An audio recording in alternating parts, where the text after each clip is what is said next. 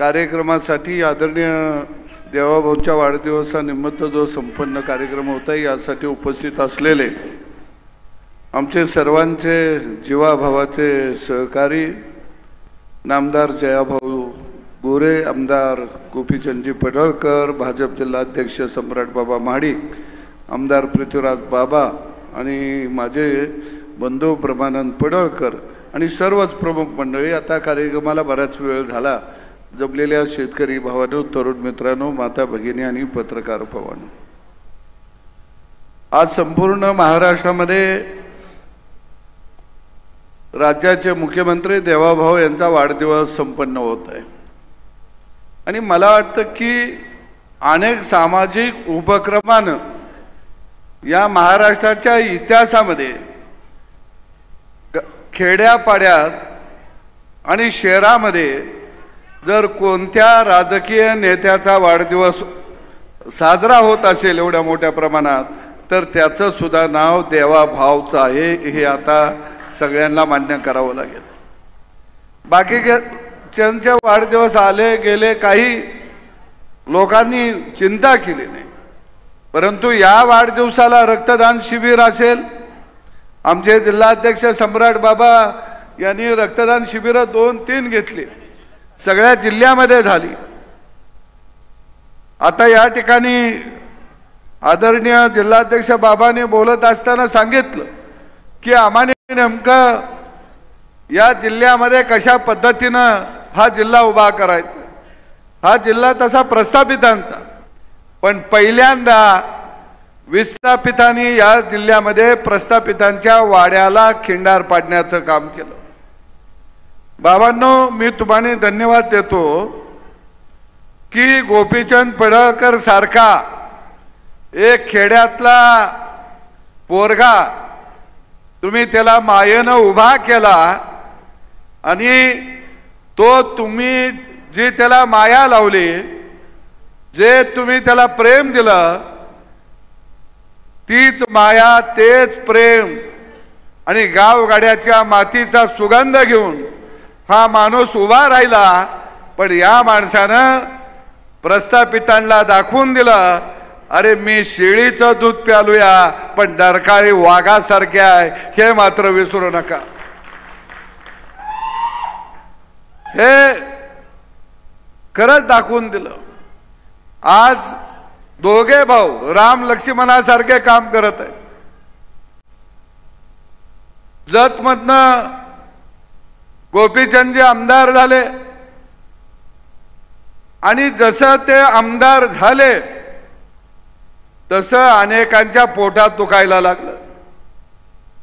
आता मला काय लोक म्हणतात, जयाभाऊ तुम्ही त्याच्यावर असतंय, ते लय बोलतय, लय मोठ्यांना शिव्या देतय, हे भाऊ बरं नाही, तुम्ही त्याला सांगायला पाहिजे.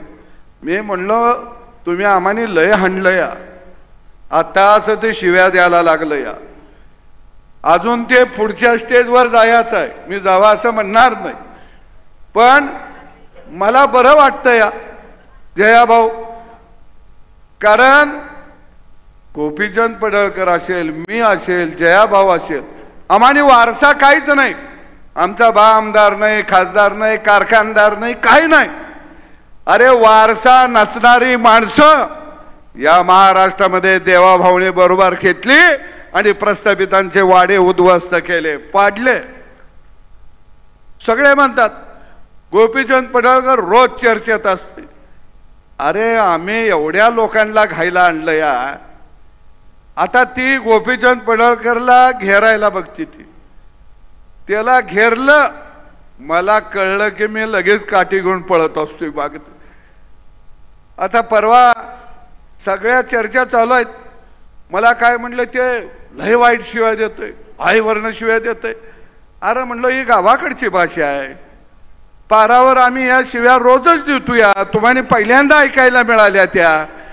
अजून खऱ्या शिव्या आमच्या खिशात आहेत, त्या बाहेर काढल्या तर तुम्ही तोंड दाखवणार नाही. पण काही असून दे, बहादर निघाला.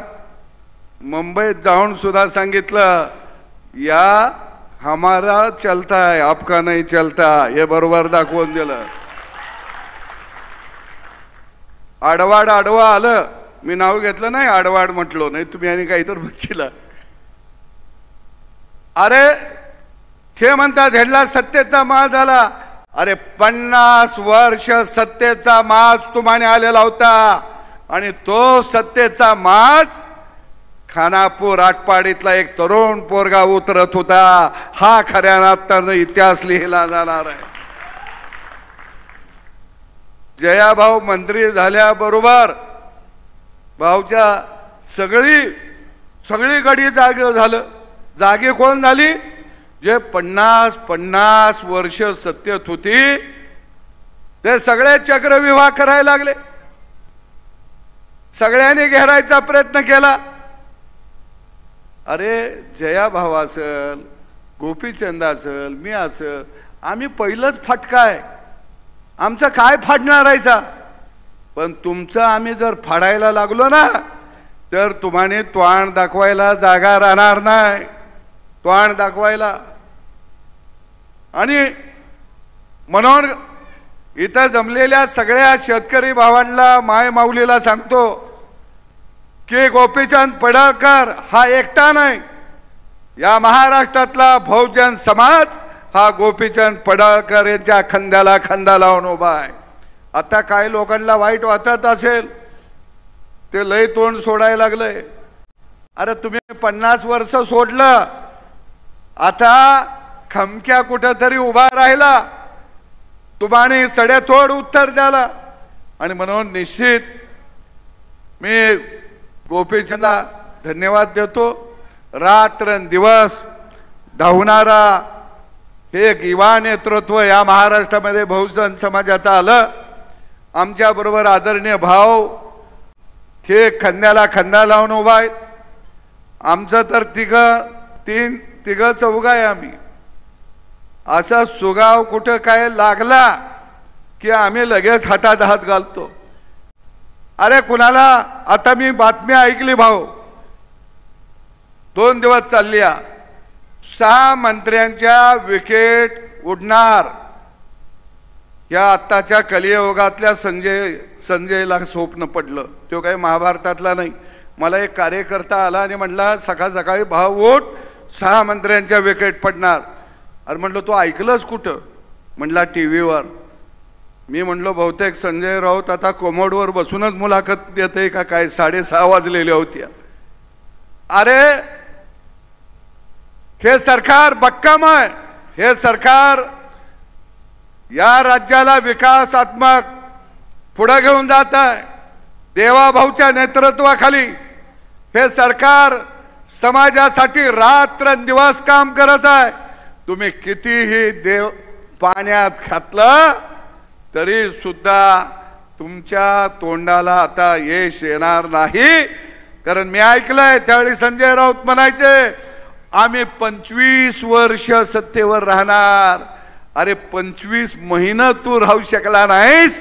आणि म्हणून मला खात्री आहे की देवाभाऊचं सरकार, मी 25 म्हणणार नाही, पण पुढच्या वेळी सुद्धा देवाभाऊचं सरकार या महाराष्ट्रामध्ये सत्तेवरती असणार. आम्हाला अभिमान आहे त्या सरकारमध्ये. एक बहुजन समाजातला 18 पगड जातीतला एक सामान्य व्यक्ती आज तिथं मंत्री म्हणून आज त्या सरकारमध्ये काम करत आहे.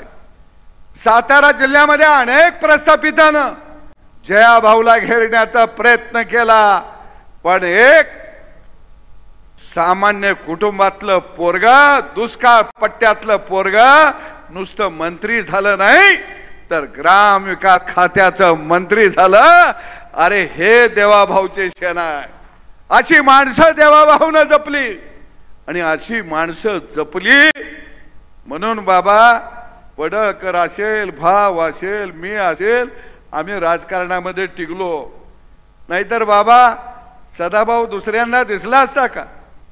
पहिल्यांदा आमदार झाला, मंत्री झाला, नंतर सगळ्यांना बाबा वाटलं गडी आता इसकाळला, पण दुसऱ्यांदा सुद्धा आमदार झालो भाऊ म्हणून आता जॅकेट घालायला लागलो. आता तिसऱ्यांदा काय होतंय बघूया.